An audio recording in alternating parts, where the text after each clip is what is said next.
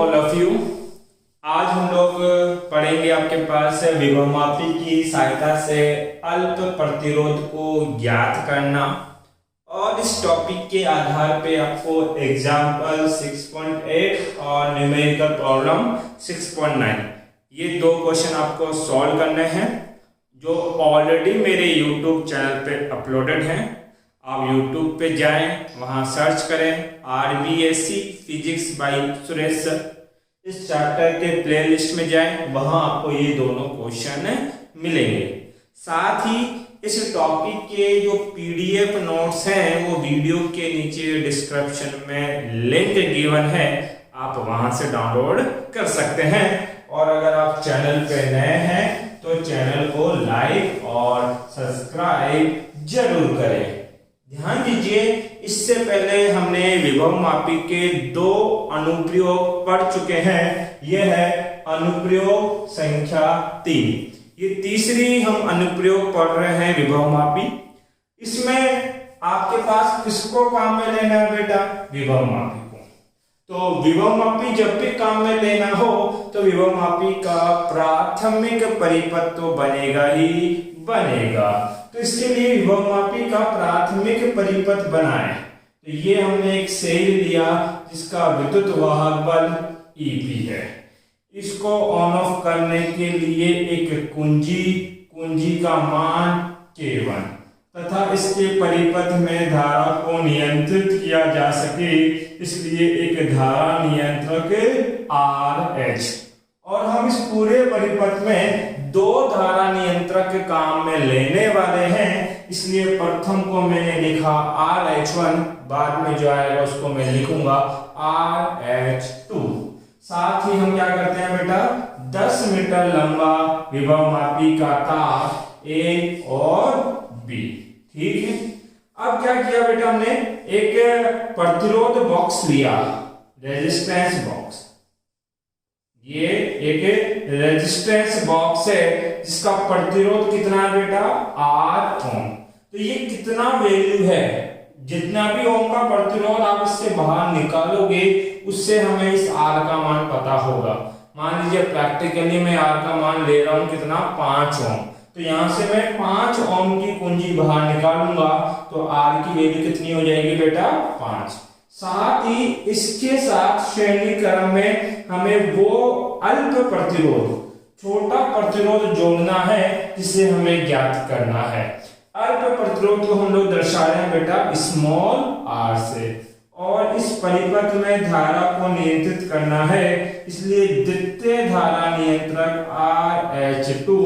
साथ ही इस नीचे वाले परिपथ को सप्लाई देने के लिए एक बैटरी जिसका विद्युत वाहक बल E, ऑन ऑफ करने के लिए द्वितीय कुंजी K2। ठीक है, अब ये जो आपके पास परिपथ है इसके अंदर इस प्रतिरोध बॉक्स R, अल्प प्रतिरोध स्मॉल r तथा इन दोनों के मध्य एक द्विमार्गी कुंजी जोड़ी गई है। मतलब कि टू वे की आपके पास जोड़ा गया है, और इस द्विमार्गी कुंजी का ये मध्य बिंदु सदैव गैल्वेनोमीटर से जोड़ा जाता है, और गैल्वेनोमीटर को हम जोड़ देते हैं जोकी से। ये हमारा क्या है बेटा, परिपथ है ये टोटल। अब इस परिपथ की सहायता से इस स्मॉल r का मान ज्ञात करना है। अब देखिए इसमें ये दो चीजें फिक्स है कि कुंजी K1 व कुंजी K2 सदैव बंद रहेगी, मतलब इनको ऑन ही रखना है आपको।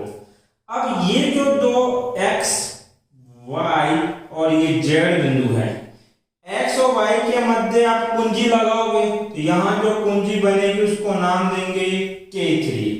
y और z के मध्य अगर कुंजी लगाओगे तो उस कुंजी को नाम देंगे बेटा K4। तो इस परिपथ में कुल कितनी कुंजियां हैं, 4 कुंजियां हैं। सर्वप्रथम काम क्या करना है, इस प्रतिरोध बॉक्स से एक रेजिस्टेंस बाहर निकालना है। तो सर्वप्रथम प्रतिरोध बॉक्स अर्थात रेजिस्टेंस बॉक्स से R ओम का प्रतिरोध बाहर निकालेंगे।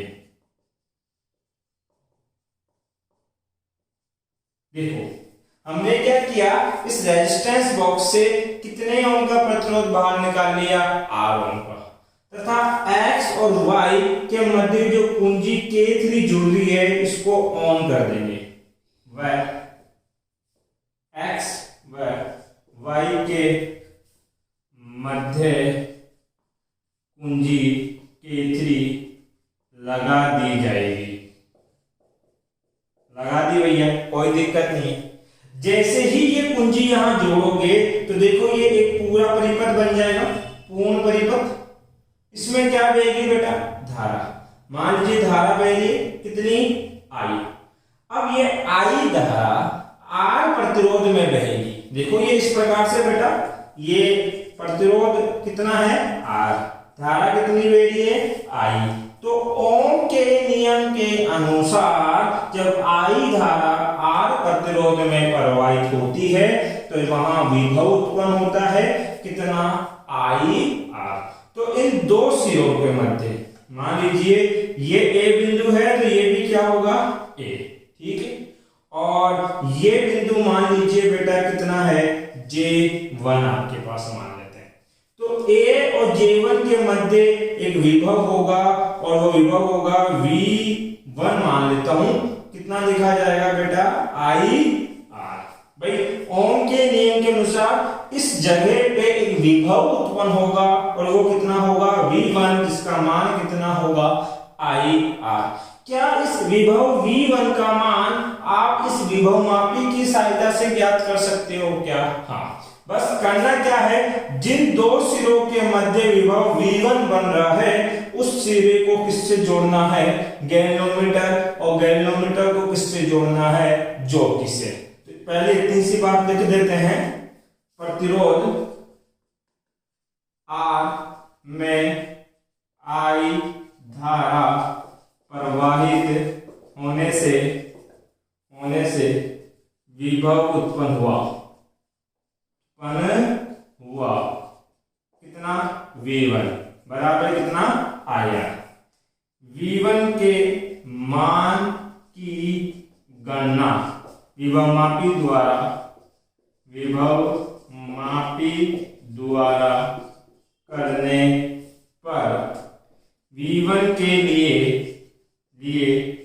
संतुलन लंबाई L1 है। ध्यान दीजिए, ये जो विभव मापी है, इस विभव मापी की विभव प्रवणता हमने कितनी मान ली बेटा, X। अब देखो ये विभव कितना है, V1 विभव को किससे जोड़ा, गैल्वेनोमीटर से, और गैल्वेनोमीटर को किससे जोड़ा, ज्योति से। आप क्या करना बेटा, इस ज्योति को इस A और B जो विभव मापी का 10 मीटर लंबा तार है उस तार पे अलग अलग बिंदुओं पे टच करना, यहां टच करना और देखना कि गैल्वेनोमीटर में विक्षेपण 0 है क्या, नहीं आएगा तो फिर अलग बिंदु पे टच करना, यहां टच करना, फिर से चेक करना कि डिफ्लेक्शन 0 आया क्या। अगर नहीं आया तो फिर से आप क्या करना बेटा, यहां टच करना, अलग अलग बिंदुओं पर टच करके देखोगे तो आपको एक बिंदु ऐसा प्राप्त होगा जब इस गैल्वेनोमीटर में विक्षेपण कितना हो जाएगा, 0। इसका मतलब कि गैल्वेनोमीटर में बहने वाली धारा कितनी, 0। मान लीजिए वो बिंदु ये है तो बिंदु A से लेकर यहां तक की लंबाई आप इसके साथ जुड़े स्केल से ज्ञात कर सकते हो और वो संतुलन लंबाई कितनी बोल दी बेटा, L1, ठीक है। अब हमने क्या किया, पहली बात ये लिखी, फिर दूसरी बात ये है और तीसरी बात ये है, V1 के मान की गणना विभवमापी द्वारा करने पर V1 के लिए संतुलन लंबाई कितनी है बेटा, L1 आपके पास है। अब अगर आपको संतुलन लंबाई पता है तो विभव लिख सकते हो। आपने विभवमापी का सिद्धांत पढ़ा, विभवमापी का सिद्धांत क्या कहता है, सिद्धांत कहता है विभव की गणना करो या विद्युत वाहक बल की गणना करो, उसका सूत्र था संतुलन लंबाई गुणा विभव प्रवणता, ठीक है। अभी हम क्या निकाल रहे हैं बेटा, विभव। विभव कितना V1, विभव कितना V1 और जिसका मान कितना है IR। तो ये IR कितना होगा, ये होगा संतुलन लंबाई गुणा विभव प्रवणता। तो संतुलन लंबाई कितनी आई L1 और विभव प्रवणता आपने कितनी मानी बेटा x गुणा में x। तो ये बनेगा समीकरण नंबर 1। यहां तक किसी को दिक्कत नहीं होनी चाहिए, ये सूत्र अभी फिर से आगे और काम में लेंगे। अब दूसरा काम क्या करना है आपको कि ये कुंजी जो K3 है, इस K3 को खोल देना है, हटा देना है और कुंजी K4 को ऑन कर देना है। अब बताओ ये जो धारा I पहले यहां से बहकर यूं गुजर रही थी, अब ये धारा को इस पूरे से गुजरना पड़ेगा भाई। अब क्या होगा, धारा यहां से जाएगी, फिर इस स्मॉल r से गुजरेगी, फिर गैलोमीटर में जाएगी और फिर जॉकी के ऊपर टच करेगी।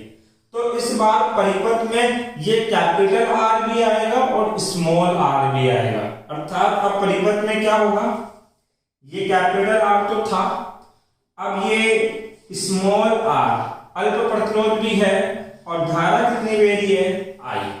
अब बताओ इनके मध्य कुल विभव कितना होगा। सर विभव होता है IR, अगर एक प्रतिरोध होता तो R लिखते, एक से ज्यादा है तो तुल्य प्रतिरोध लिखा जाएगा। V2 बराबर कितना होगा, धारा कितनी है I और R और स्मॉल r कौन से क्रम में है, श्रेणी क्रम में, तो कितना हो जाएगा R प्लस स्मॉल r। तो हम बोलेंगे इस बार विभव होगा V2, वो होगा IR प्लस स्मॉल r और वो A से लेकर इस Z तक का कुल विभव होगा। यहां तक कुल कितना विभव बनेगा उनके नियम के अनुसार IR प्लस स्मॉल r आपके पास बनेगा। अब आपको क्या करना है, जैसे इस विभवमापी की सहायता से पहले V1 की गणना की थी, अब किसकी गणना करोगे, V2 के मान की गणना करेंगे। अब क्या बोलेंगे, कुंजी K3 को हटाकर K4 को जोड़ा जाता है, तो नवीन या न्यू विभव V2, नया विभव कितना है V2, जो कितना है IR plus small r, IR plus small r की गणना विभवमापी द्वारा करने पर संतुलन लंबाई L2 प्राप्त होती है। क्या करोगे, वापस वही काम। अब देखो ये विभव कितना है V2, यहां से लेकर यहां तक का विभव कितना है V2। इस विभव V2 की गणना हमें विभवमापी से करनी है, तो क्या करेंगे, इसको जोड़ देंगे गैलोमीटर और गैलोमीटर को जोड़ा जाएगा जॉकी से। अब जॉकी को तब तक टच करो जब तक इसमें धारा का विक्षेप कितना नहीं आ जाता, शून्य। जैसे ही धारा का विक्षेप शून्य आएगा, आप वो लंबाई नाप लेना। मान लीजिए वो यहां आया तो यहां तक की लंबाई कितनी बोल देना L2, हमें L2 प्राप्त हुई। तो विभवमापी का सिद्धांत क्या कहता है, विभवमापी का सिद्धांत कहता है विभव बराबर होता है संतुलन लंबाई गुणा विभव प्रवणता। तो विभव कितना है, सर विभव है IR प्लस स्मॉल r बराबर क्या होगा, बराबर होगा संतुलन लंबाई कितनी मानी L2 गुणा विभव प्रवणता कितनी x। समीकरण नंबर 2। एक बार यहां तक का स्क्रीनशॉट ले लो बेटा, स्क्रीनशॉट ले लिया सभी ने, बैठा हूं मैं। देखो आपने 2 समीकरण बनाए, मैं यहां तक नीचा रहा हूं।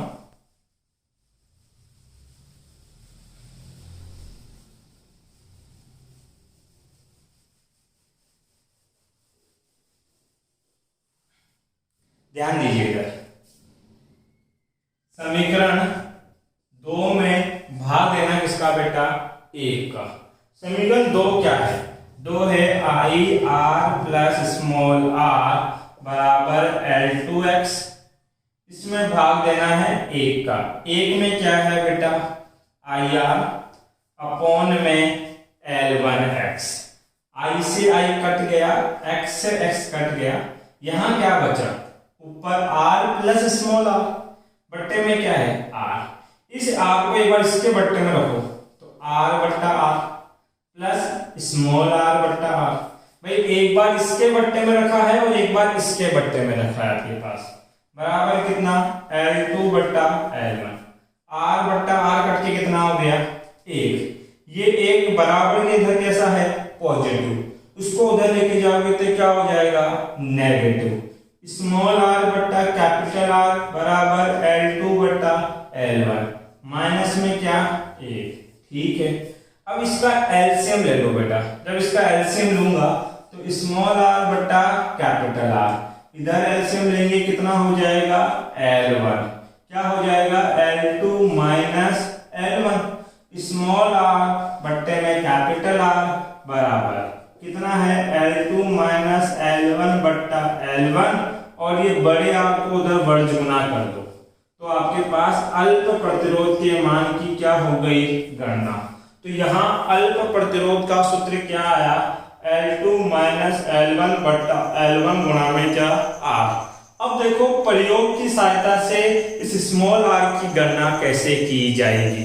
तो सबसे पहले ये प्रैक्टिकल परिपथ है, ये आप लैब में जाके जोड़ोगे। जोड़ने के बाद क्या करना है, हमें गणना करनी है सबसे पहले R की और L1 की। तो क्या करना, कुंजी K3 लगाना, कुंजी K3 को लगाओगे और रेजिस्टेंस बॉक्स से एक वैल्यू बाहर निकाल लेना। जो भी वैल्यू निकालो 5 ओम 10 ओम 20 ओम 25 ओम जो भी निकालो वो R का मान होगा। तो अर्थात R का मान हम ज्ञात कर चुके होंगे। मान लीजिए कितना निकाला 5 ओम। उसके बाद क्या करना, कुंजी कौन सी जोड़ी है K3 जोड़ी है। तो इस गैल्वेनोमीटर को साथ जॉकी जोड़ा गया है, जॉकी को AB तार पे तब तक चलाना जब तक कि विक्षेप 0 ना आ जाए। जैसी 0 आए तो वो लंबाई नाप लेना। मान लीजिए वो लंबाई आई 2 मीटर, तो L1 का मान लिख देना 2 मीटर। उसके बाद क्या करना, प्रैक्टिकली इस K3 को हटा देना और K4 को जोड़ देना, और जोड़ने के बाद क्या करना, केवल गैल्वेनोमीटर को वापस इस AB तार पे तब तक चलाना, जॉकी को चलाना है तब तक जब तक इस गैल्वेनोमीटर में विक्षेप कितना ना हो जाए 0। जैसी 0 हो तो वो लंबाई नाप लेना, उसको बोल देना L2। मान लीजिए वो लंबाई L2 आपके पास आई, कितनी है आपके पास 3 मीटर आपके पास है। तो देखो क्या 3 ही मान चाहिए, ये दोनों मान तो एक बार में निकाल पाओगे और ये दूसरी बार में निकलेगा जब कुंजी को चेंज करोगे। इन तीनों मान की वैल्यू जब यहां रखोगे तो इस कैपिटल R रेजिस्टेंस बॉक्स के साथ श्रेणीकरण में जिस भी अल्प प्रतिरोध को आप जोड़ोगे उसके मान की गणना हो जाएगी। तो विभव मापी की सहायता से आपने अल्प प्रतिरोध के मान की गणना करी। अगर इस टॉपिक से रिलेटेड आपका कोई डाउट है तो आप मेरे से कमेंट बॉक्स में पूछ सकते हो। थैंक यू बेटा।